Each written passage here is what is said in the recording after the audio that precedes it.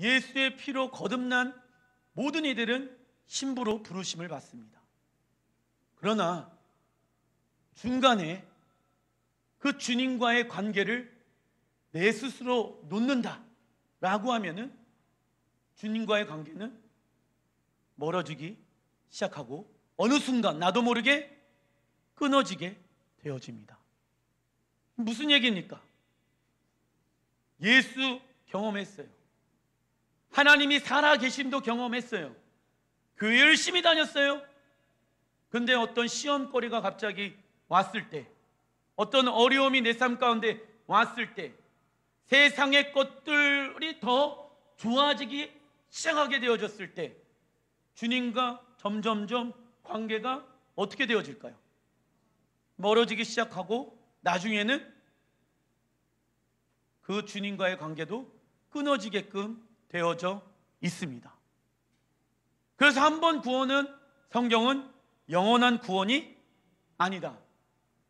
두렵고 떨리는 마음으로 구원을 이루어가라.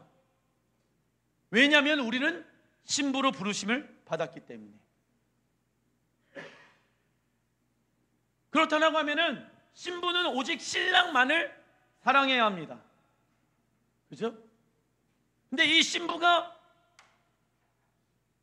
신랑 예수님도 사랑하지만은 세상의 꽃도 사랑하고 있다라고 하면은 그는 온전한 신부가 될 수 있습니까? 없습니까?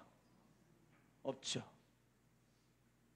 그래서 갈라디아서 5장에는 술 취하고 방탕하고 음란한 것들, 그 모든 것들을 행하는 자들은 하나님의 나라의 유업을 얻을 수 없다라고 사도 바울 선생님은 말씀하고 있습니다. 그런데 왜 이러한 세상의 것들을 멀리합니까? 나는 주님의 신부이기 때문에. 그래서 교회 안에서도 진짜 신부가 있고 가짜 신부가 존재합니다.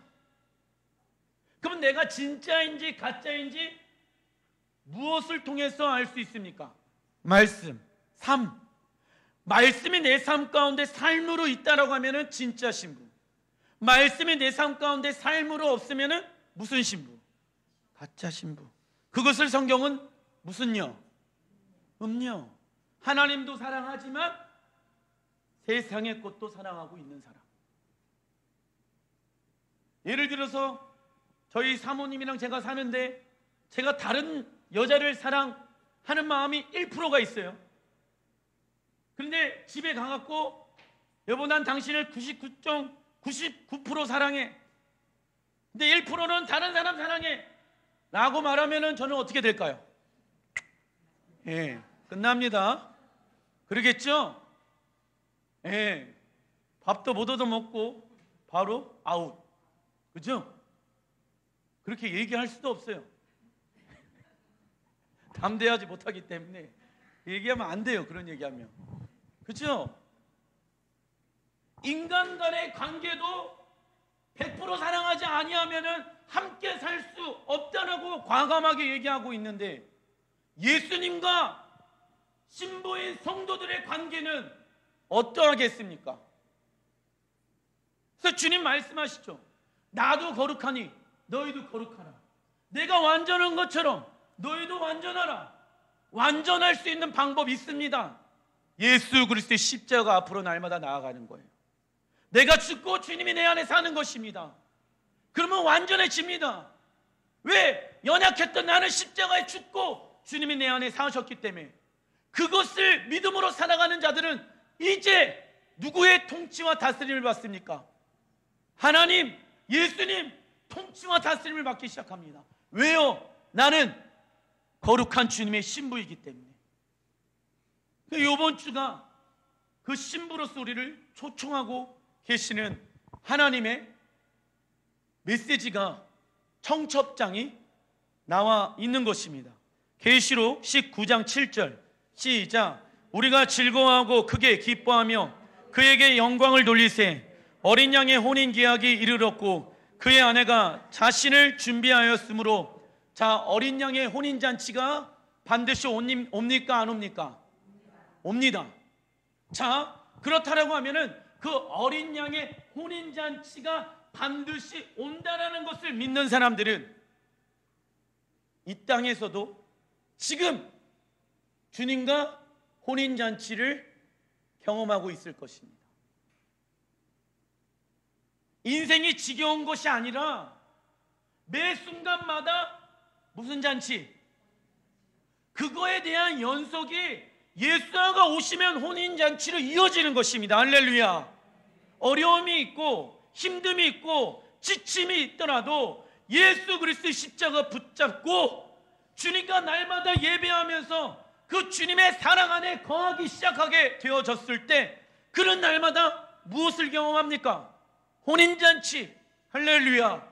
그것에 대한 연속이 진짜 예수가 모든 민족에게 복음이 증거되어지고 그제야 끝이 오게 되어졌을 때 예수가 이 땅에 진짜 오셨을 때 연속성의 혼인잔치를 경험할 수가 있는 것입니다. 그러겠죠? 근데 어떤 사람들은 혼인잔치 올 거라는 것을 알까요 모를까요? 알아요. 다 알아요. 여기 계시는 분들. 근데 준비하는 사람들은 그리 많지 않다. 좀 이따 뒤에 가도 우리가 얘기를 할 건데, 왜냐? 혼인잔치 준비하려면은 등만 있으면 된대요, 안 된대요? 안 돼요. 뭐 들고 있어야 된대요? 기름통. 근데 기름통이 우아한 게 아니야. 말통 있죠, 말통. 이만한 말통. 그 주유소에 가면은 그 말통이라고 해가지고 그 플라스틱 통에다가 그거 들고 다니면 무거울까요? 안 무거울까요? 귀찮을까요? 안 귀찮을까요? 힘들까요? 안 힘들까요? 그런데 왜 지고 다닐까요? 이 신부는 기름 떨어지면 안 되니까. 이런 사람들을 성경은 뭐라고 얘기합니까? 지혜로운 자. 근데 미련한 자들은 뭐라고 얘기합니까? 굳이 저렇게 말통 메고 다닐 필요가 있겠는가? 굳이 저렇게 신앙생활 열심히 할 필요가 있겠는가? 어디만 가면 돼요? 그럼 천국 갈 수 있을까요? 없죠. 많은 이들이 착각하고 있는 게 교회에서 하라는 것을 열심히 하면 신앙생활이 좋다라고 생각을 하고 있습니다. No. 너희는 세상의 빛과 소금, 세상과 빛과 소금이라고 얘기하고 있습니다. 교회 안에서의 빛과 소금이 아니라. 물론 교회 안에서도 신앙생활을 열심히 해야 하는 것입니다. 그러나 나의 신앙이 진짜인지 가짜인지 증명할 수 있는 곳은 어디일까요? 세상입니다.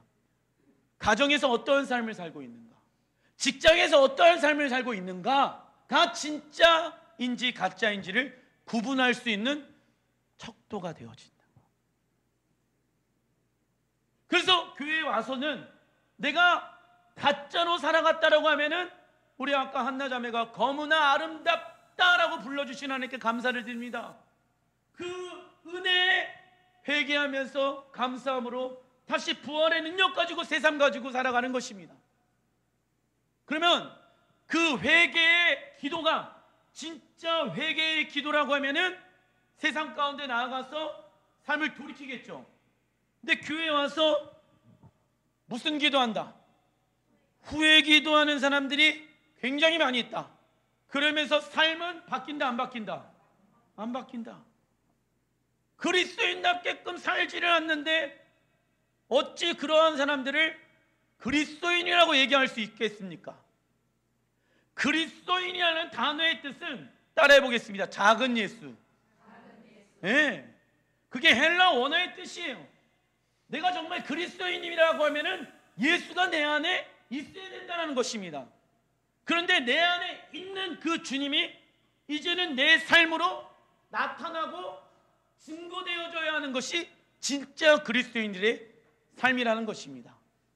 그래서 오늘 예수님의 혼인잔치에 참여하는 성도들은요, 세마포의 옷들을 준비한다라고 말씀하고 있습니다. 계시록 19장 8절 시작. 그에게 빛나고 깨끗한 세마포 옷을 입도록 허락하셨으니 이는 세마포 옷은 성도들의 옳은 행실이로다. 우리는 다 세마포의 옷을 입을 줄라 믿습니다. 근데 중요한 건 내가 입고 싶다고 해가지고 입을 수 있는 옷이 아니더라. 왜냐? 누가 허락해야 된대요? 하나님이. 그런데 하나님이 무엇을 가지고 평가를 하시냐면 성도들의 옳은 행실 나와 있죠? 그러면 성도들의 옳은 행실은 무엇을 의미할까요? 자, 신부가 이 세마포의 옷을, 지금의 말로는 하얀 드레스를 입으려면은 옳은 행실을 해야 된대요. 그런데 성경에서 말하는 옳은 행실이 있고 세상에서 말하는 옳은 행실이 있는데, 세상에서 말하는 옳은 행실은 어떠한 착한 행동들을 뜻할 수 있겠죠. 그러나 성경에서 말하는 옳은 행실이란, 시작, 좁은 문, 좁은 길로 가는 것을 선택하는 삶을 사는 것. 좁은 문, 좁은 길로 가는 것을 선택하는 삶을 살아가는 것. 왜 좁은 문, 좁은 길 선택합니까? 큰 길 있고 큰 문 있는데 왜 좁은 길, 좁은 문을 선택합니까? 큰 길가에 있는 사람들은요, 이것저것 다 선택할 수 있는 것들 중 안에 예수가 포함되어져 있습니다. 그러나 좁은 문, 좁은 길 가운데 있는 사람은 무엇밖에 선택할 수가 없다. 예수. 돈, 명예, 건강, 출세 막 다 성공할 수 있는 세상의 방법 우리 안에 있습니까? 없습니까? 그 중에 또 예수님이 원하시는 방법 우리 안에 있습니까? 없습니까? 있어요. 그런데 나는 아예 길 자체를 큰 길가로 가지 않겠노라 결정하는 거예요. 왜? 예수가 최고의 선택이기 때문에. 세상의 선택이 최고가 아니라 우리 왕 예수가 말씀하시는 것이 나에게 있어서 가장 좋다. 할렐루야. 근데 이제 문제는 뭐냐? 그 예수님이 말씀하시는 것을 삶 가운데 살아가려고 하다 보니까 기름통 말통 메고 다니는 게 힘들어요, 어려워요? 그러면 잠깐 내려놓고 싶겠죠? 그러니까 왜냐, 여기 등불에 뭐가 있어요? 기름 있잖아. 아직까지는. 왜 이렇게 저렇게 무식하게 신앙생활할 필요가 뭐가 있어? 지혜롭게 하면 되지. 그럼 누가 과연 지혜로운 사람일까요? 큰이번 계시록 19장 11절 읽어보겠습니다. 시작. 또 내가 하늘이 열린 것을 보니, 사도 요한은요, 하늘이 열린 것을 보는 사람이었습니다. 예수님께서 하늘의 뜻이 이루어진 것처럼 땅에서도 그 하늘의 뜻이 이루어지도록 기도하셨습니다. 즉, 써놔주십시오. 하늘의 역사와 땅의 역사는, 하늘의 역사와 땅의 역사는 절대 무관하게 흘러갈 수 없는 것입니다. 그리스도인들은 이 땅에 벌어지는 일에 집중하는 것이 아니라 하늘의 뜻에 집중해야 합니다. 왜냐하면 이 땅은 누구의 통치와 다스림을 받고 있습니까? 하늘의 통치와 다스림을 받고 있기 때문입니다. 여러분들 그거 아셔야 됩니다. 이 땅은요, 그냥 이 땅에 있는 사람들이 만들어가는 것이 아닙니다. 이 땅의 역사를 만들어 가시는 분은 하나님이십니다. God is history. 그의 시스토리, 역사가 이 땅에 하나님을 섬기는 자들을 통해 하나님은 그 역사를 이루어가고 있습니다. 그래서 요즘 어떠한 책들이 나온지 아십니까? 모든 전 세계의 역사를 보게 되어졌을 때 기독교 역사의 중심으로 역사책들이 기록되어져 있습니다. 그죠? 유럽이나 미국이나 우리나라는 이제 예수를 영접한 게 얼마 되어 있지 않기 때문에 기독교 역사로 움직인 것이 아니었습니다. 그러나 전 세계 대부분의 그 역사들은요, 기독교의 역사의 중심으로 나라가 움직였습니다. 미국도 마찬가지이죠. 영국의 청교도들이 넘어와서 신대륙을 발견해서 하나님이 세운 나라 해갖고 미국을 창조하고 만들었다라는 것입니다. 그런데 어떠한 지금 책들이 나오고 있는지 아십니까? 모든 전 세계의 역사책 가운데 기독교의 역사를 다 삭제하자.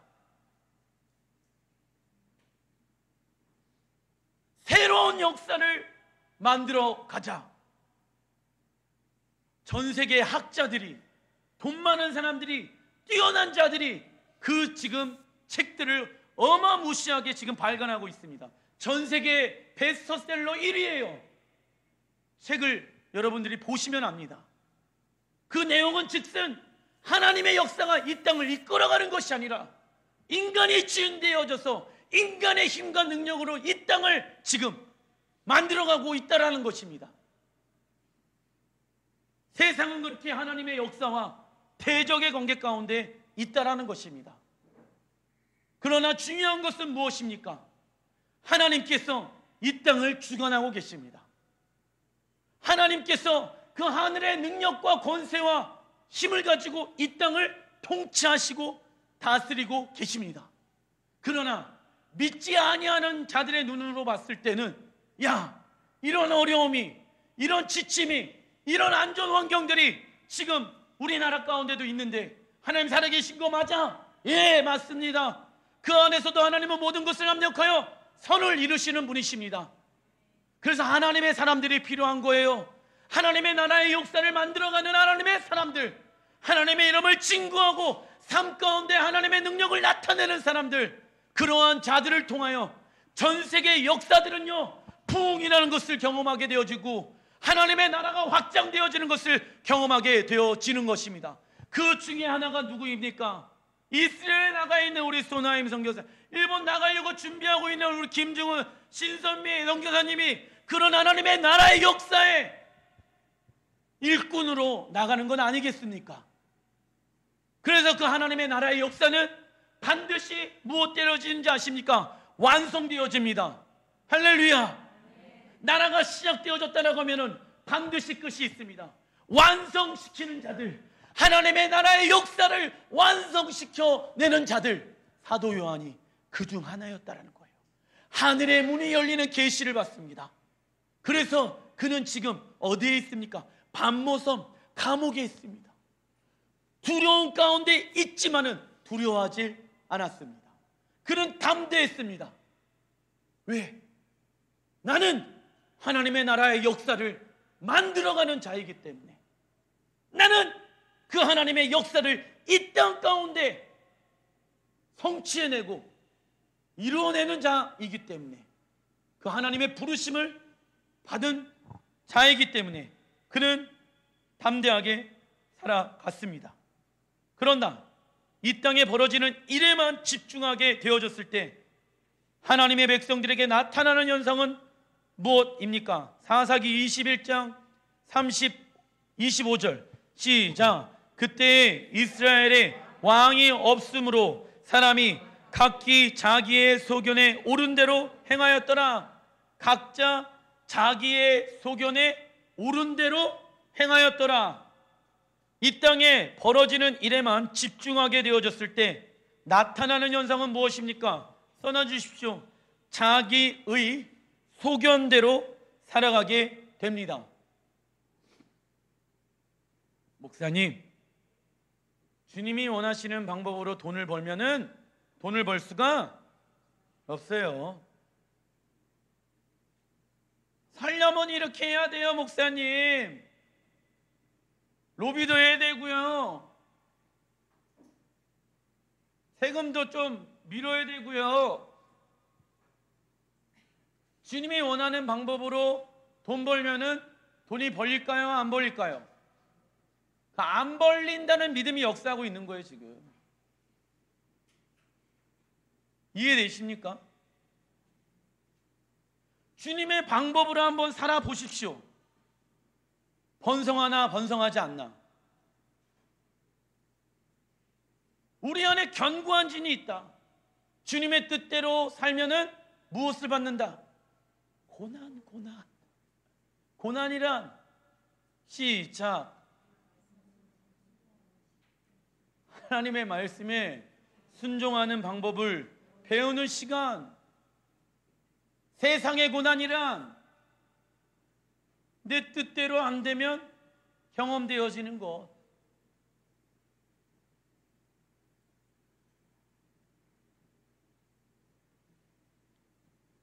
하늘에 계신 하나님께서는 이 땅에 대해서 무언가 말씀해 주시길 원하고 계십니다. 계시록 19장 11절 후반절입니다. 시작. 또 내가 하늘이 열린 것을 보니 보라 백마와 그것을 탄 자가 있으니 그 이름은 충신과 진실이라. 그가 공의로 심판하며 싸우더라. 자, 사도 요한이 하늘에 열린 문을 보기 시작합니다. 그런데 그의 이름은 충신과 진실이더라. 근데 그 주님께서 무엇하고 계십니까? 하늘에서 백마를 타고 공의와 심판을 통하여 싸우고 계십니다. 현재 진행형. 어디에서 싸우신대요? 하늘에서. 지금도 하나님은, 예수님은 싸우고 계십니다. 중요한 것은 무엇과 싸우고 있느냐라는 거예요. 자, 예수님이 십자가에 죽으시고 부활하심으로 인해서 사단은 멸망당하였습니다. 그래서 예수 승리가 우리의 승리가 되어졌습니다. 그래서 영적 전쟁은요, 예수님과 사단과의 싸움이 아니라 믿는 그리스도인들과 사단과의 싸움입니다. 예수님이, 하나님이 한마디로 명하면은 그 사단은 꼼짝 못하고 멸망당하게끔 되어져 있습니다. 그분은 열방의 왕이시기 때문에 그렇습니다. 할렐루야. 그런데 그 왕이신 예수님께서 지금 백마를 타고 공의와 심판을 위해서 싸우고 있다라고 말씀하고 있다라는 거예요. 지금도. 그러면 무엇과 지금 싸우고 있는지를 우리는 알아야 하는 것입니다. 그 비슷한 내용이 고린도전서 15장에 나와 있는데, 자, 예수님의 재림의 때의 모습, 그 박스 안에 충신은 헬라어로 충성, 진실은 진리. 진리와 충성이 두 가지 단어가 나오게 되어지는데, 이 말의 그 의미는 예수님은 하나님의 진리, 언약을 이루시기 위해서, 옆에 써놔 주십시오, 지금도 충성하고 계십니다.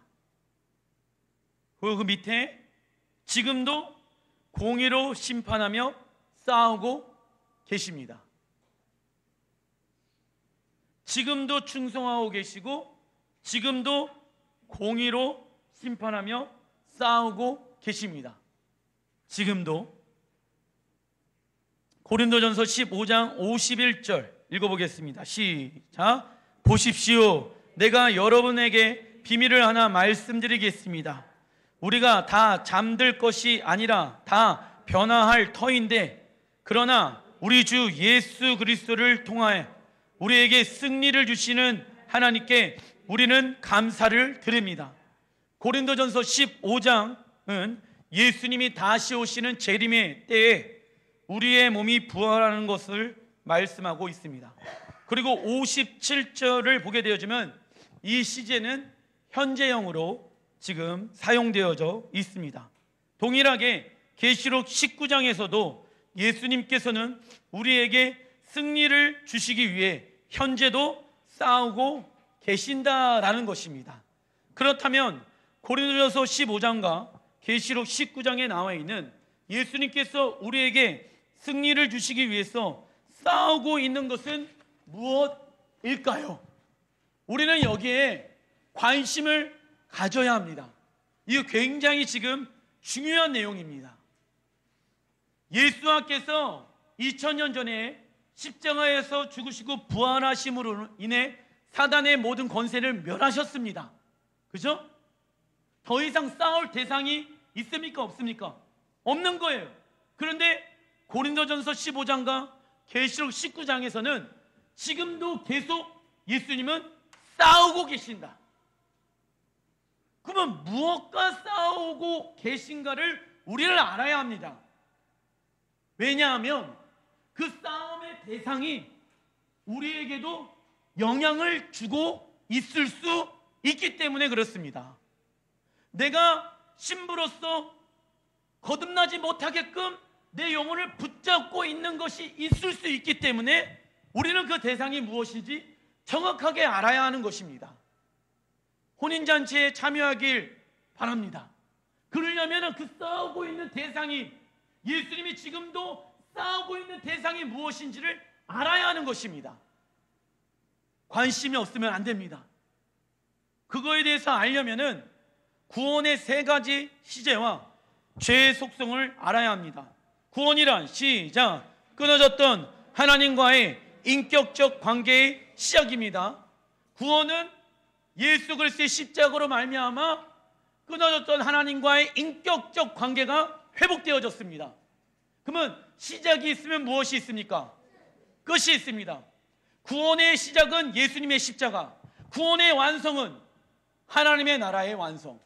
그러면 완성되어질 때까지 구원은 다 이루어진 것이 맞을까요? 아닐까요? 아닙니다. 그래서 성경은 한 번 구원은 영원한 구원이 구원을 이루어 가야 합니다. 그렇죠? 그래서 구원의 세 가지 시제가 나오는데, 첫 번째 써놔 주십시오. 구원을 얻었습니다. 신약 성경 안에서 사도 바울은 이 구원의 세 가지, 첫 번째 과거 시제로 너희는 구원을 얻었다라고 이야기하고 있습니다. 믿음으로 말미암아. 그렇죠? 그래서 이 믿음으로 구원을 얻었다라고 하는 것을 신학적 단어로 뭐라고 얘기합니까? 칭의 써놔 주십시오. 그 옆에다가 구원의 필요 요소 칭의. 근데 왜 예수님이 십자가에서 죽으셨을까요? 죄의 속성을 알아야 합니다. 죄는 써놔 주십시오. 형벌을 받아야 합니다. 죄는 형벌을 받아야 합니다. 그래서 이 첫 번째 구원을 얻었습니다. 칭의, 죄는 형벌을 받아야 합니다. 이것을 믿는 자들은 하나님의 자녀가 될 수 있다. 전적인 하나님의 은혜로 우리는 구원을 얻게 되어집니다. 근데 문제는 무엇이냐? 두 번째 시제입니다. 현재 진행형으로 쓰여져 있는 두 번째 써놔 주십시오. 구원을 이루어 갑니다. 구원을 이루어 갑니다. 이 말의 뜻은 예수님의 형상을 닮아가는 것이며, 우리가 과거에 예수님을 통해 죄에서 건져냄을 받았는데도 불구하고 우리는 죄를 짓습니다. 그래서 우리는 그 죄를 날마다 십자가에 무엇합니까? 못 박습니다. 왜 이러한 삶을 살아갑니까? 예수님의 형상을 닮아가기 위해서. 이것을 신학적 용어로 뭐라고 얘기합니까? 성화 써놔 주십시오. 성화. 죄의 속성은요, 죄는 거기다 써놔 주십시오. 힘을 가지고 있습니다. 죄는 힘을 가지고 있습니다. 그죠? 자, 정리하겠습니다. 저를 봐주십시오. 예수님과 함께 십자가에 죽었고 나는 부활하였습니다. 그래서 살아계신 하나님을 만나게 되어집니다. 끊어졌던 인격적 관계의 시작이 이루어집니다. 그랬던 시간들 있으시죠, 다들? 과거예요. 과거 시제. 너희들은 하나님의 백성이 되어졌다.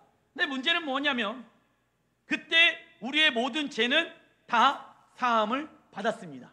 근데 이제 문제는 뭐냐면 지금 구원을 이루어가라고 말씀하고 있습니다. 왜냐하면 죄는 파워, 힘을 가지고 있기 때문에. 이 육신이 생이 마감이 되어졌을 때 이 육신이 지었던 모든 죄들은 하나님의 심판받게 되어집니다. 그죠? 그런데 그 하나님의 심판을 받지 않을 수 있는 방법은 날마다 이 죄를 십자가에 무엇하는 것일까요? 못 박는 거예요. 왜냐? 나는 누구의 자녀이기 때문에, 하나님의 자녀이기 때문에, 나는 거듭난 하나님의 백성이기 때문에.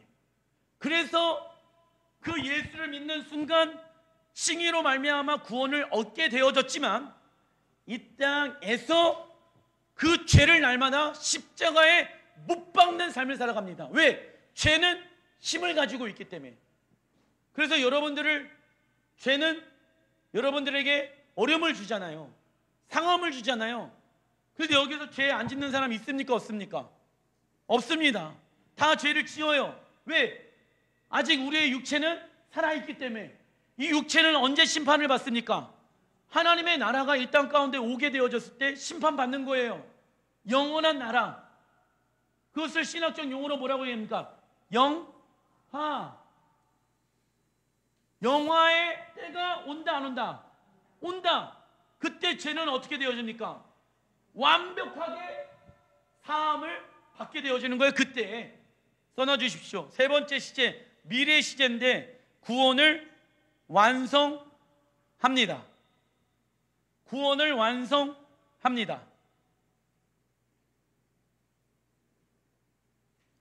그래서 구원의 필요 요소, 이 신학적 단어로 이것을 영화라고 이야기하고 있습니다. 죄의 속성은 세 번째, 죄는 완벽하게 사라지게 됩니다.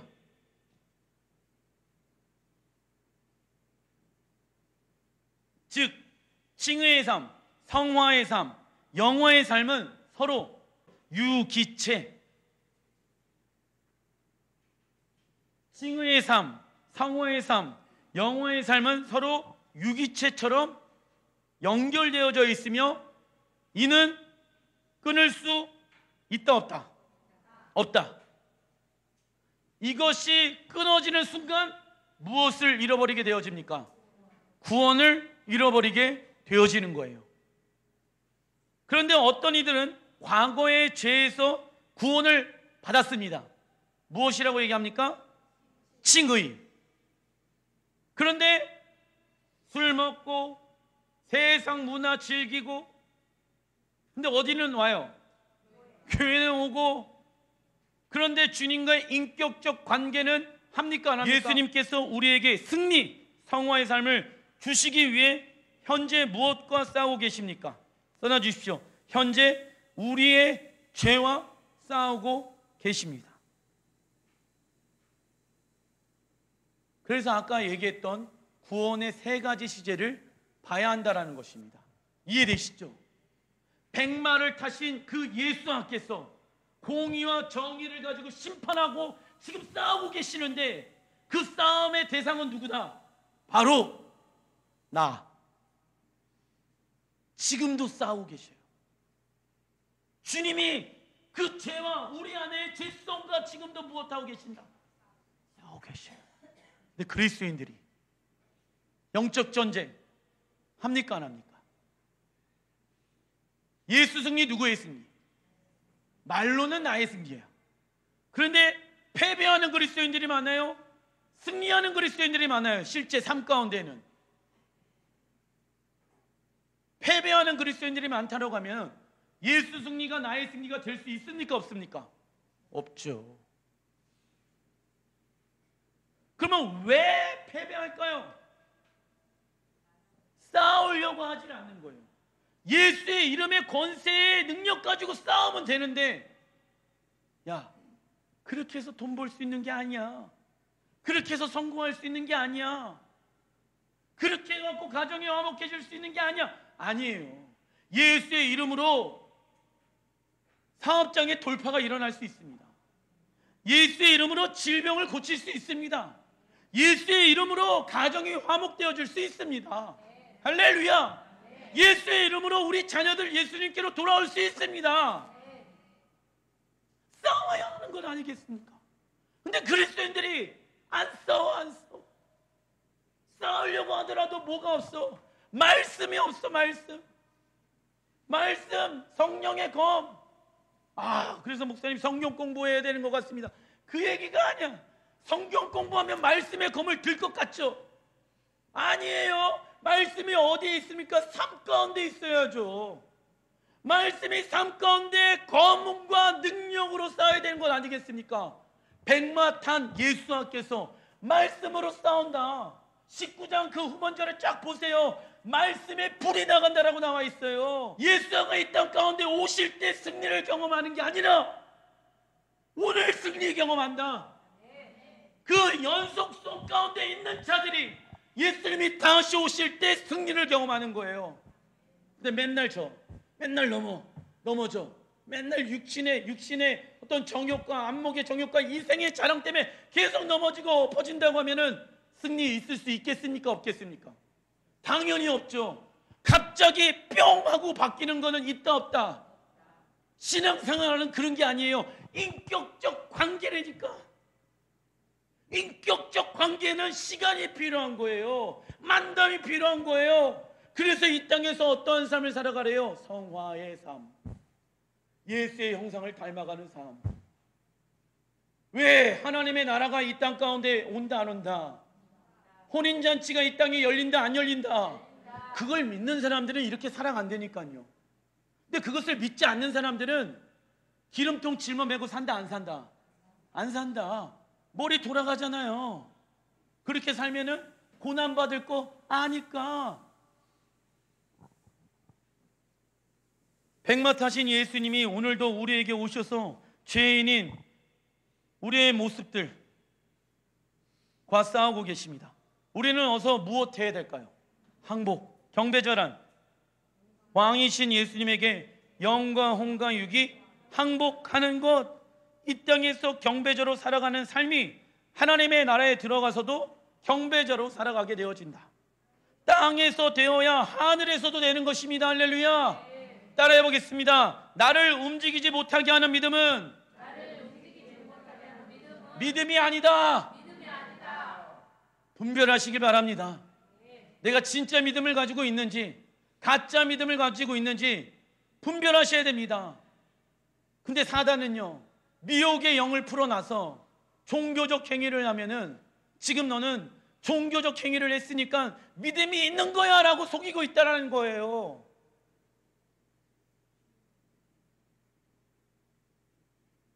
불교를 다녀도 종교생활, 천주교를 다녀도 종교생활, 알라를 믿어도 종교생활, 기독교를 동일하게 그 중심 가운데 예수가 없어도 종교생활을 할 수 있다 없다? 몸만 왔다 갔다 하면 종교생활이지 뭐. 그런데 다른 종교와 기독교의 다른 점은 무엇입니까? 하나님과 인격적 관계와 만남을 누릴 수 있는 게 유일하게 어떤 종교입니까? 기독교. 부처님이 불쌍한 중생들과 인격적 교제를 나눕니까? 안 나눕니까? 절대 안 나눕니다. 불경에는 그런 것들이 쓰여 있지를 않아요. 토속신앙, 나무가 인격적 관계를 나눕니까? 안 나눕니까? 안 나눠요. 샤머니즘, 하나님과 신과 인격적 관계를 나누는 유일한 종교는 기독교. 낮고 낮은 이 땅, 우리를 사랑하시기 위해서 예수와를 보내주셨다. 왜? 인격적 관계를 하기 위해서. 이 땅에서 경배자로 살아가야지.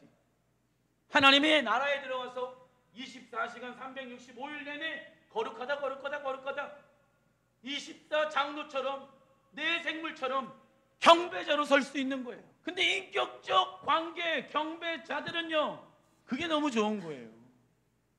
그것만 하고 싶은 거예요. 그분 높여드리고. 왜? 그분을 경배 드릴 때 그분을 느끼는 시간들을 갖는다.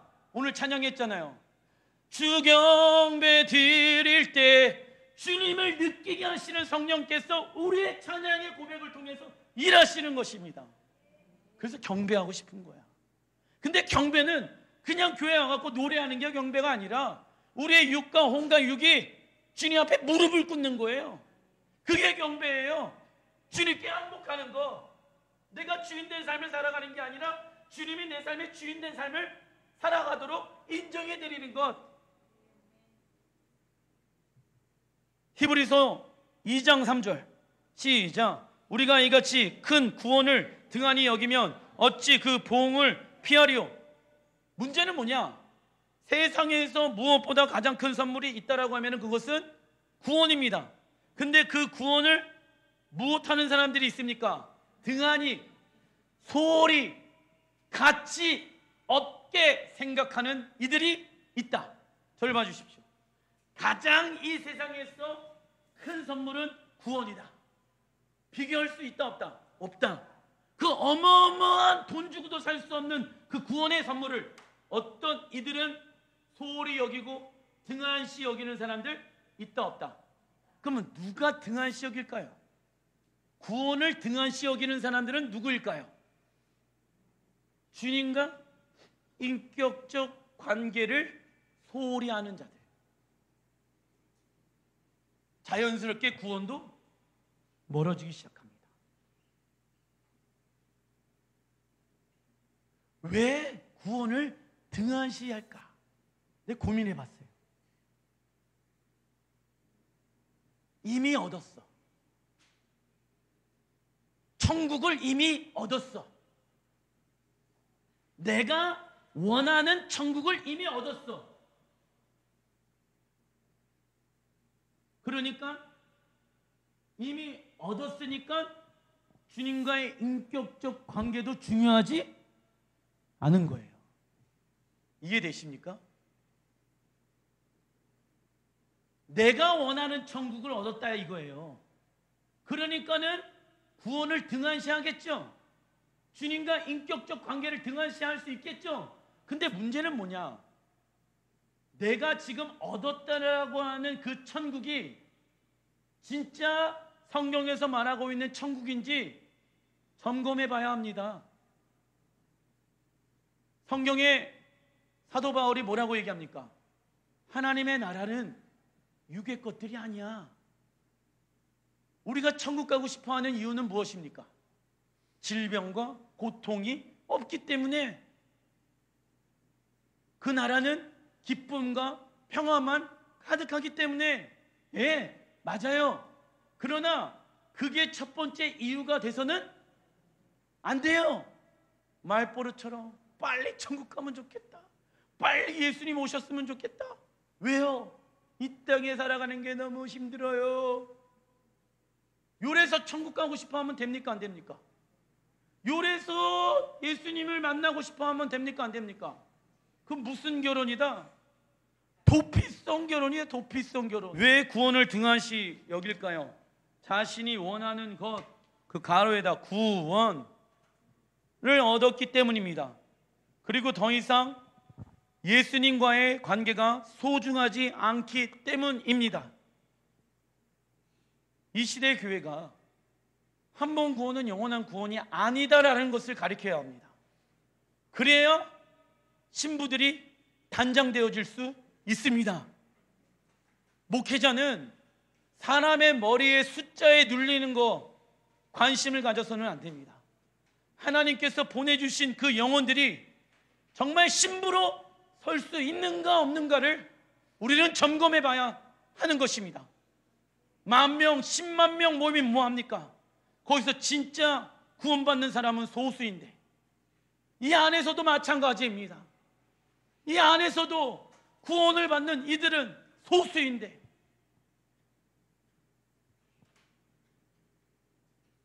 그러면 어떠한 이들이 구원을 얻습니까? 동일한 거예요. 도피성 결혼으로 천국 가고 싶다가 아니라 이 땅에서 날마다 혼인잔치 이루는 자들,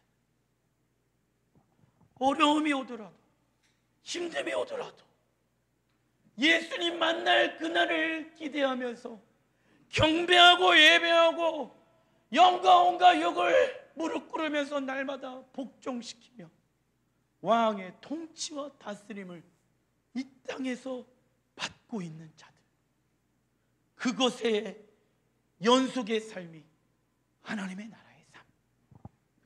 큰산본 계시록 19장 12절, 그 눈은 불꽃 같고, 시작, 그 머리에는 많은 관들이 있고 또 이름 쓴 것 하나가 있으니 자기밖에 아는 자가 없고. 자, 예수님에 대한 계시가 지금 막 열리고 있습니다.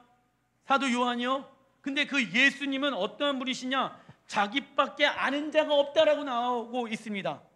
예수님의 이름에 대해서 외부에 밝혀지지 않았고 비밀이다라고 말씀하고 있습니다. 그러나 하나님은 예수님에 대해서 지혜와 계시의 영이신 성령님을 통해서 알 수 있다라고 말씀하고 있습니다. 즉 우리는 지금 이 땅에서 예수님의 이름에 대해서 아주 일부분만 알고 있는 것입니다.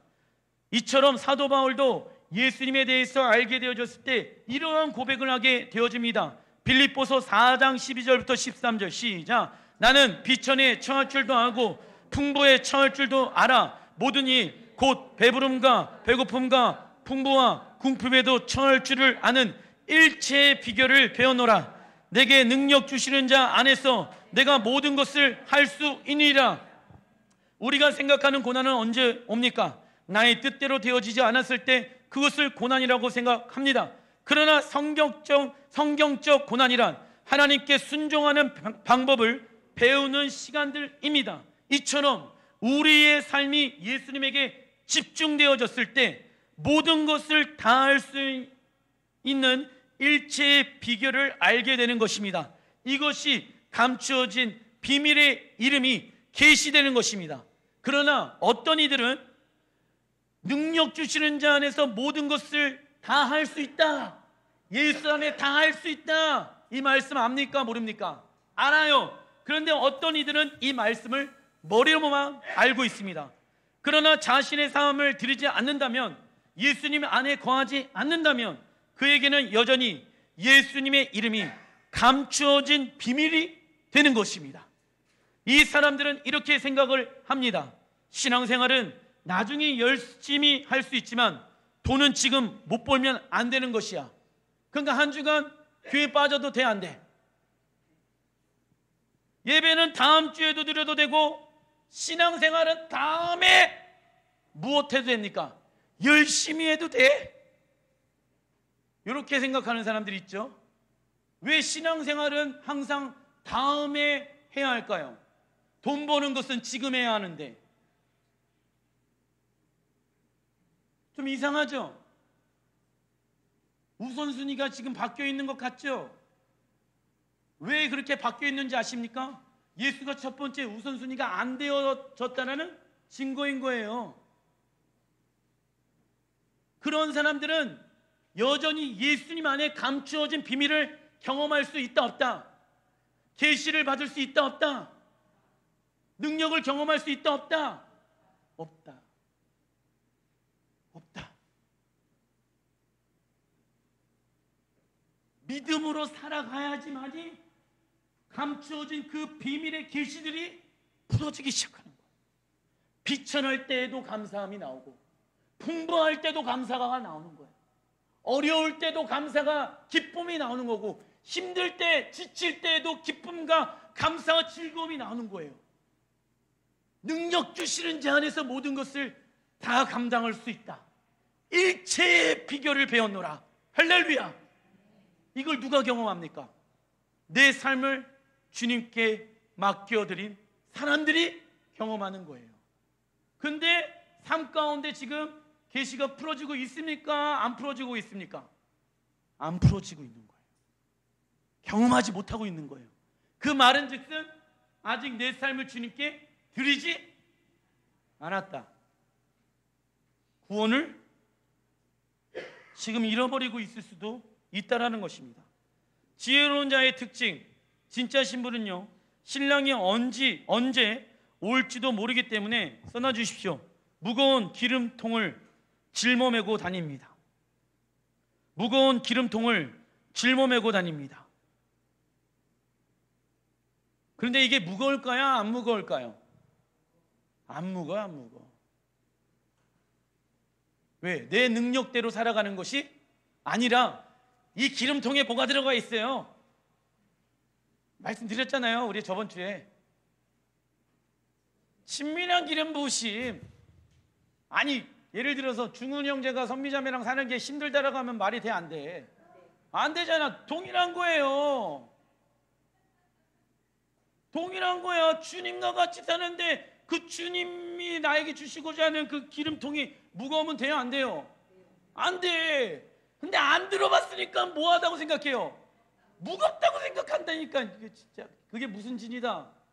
견고한 진, 해보지도 않고. 해보세요. 무거운가 안 무거운가, 신앙생활하는 게 힘든가 안 힘든가. 진짜 신앙생활하고 있는 사람들은 날마다 세임받아서 안 힘든다. 근데 미련한 자들의 특징, 가짜 신부. 시작. 미련하게 그 무거운 기름통을 짊어매고 다닐까? 굳이 저렇게까지 신앙생활 해야 하나? 지혜롭게 나중에 모자라면 얼른 가서 사가지고 오면 되는데 말이야. 요즘은 스마트폰 앱으로 배달시키면 되는데 목사님 굳이 짊어매고 다닐 필요가 뭐가 있습니까? 무겁게.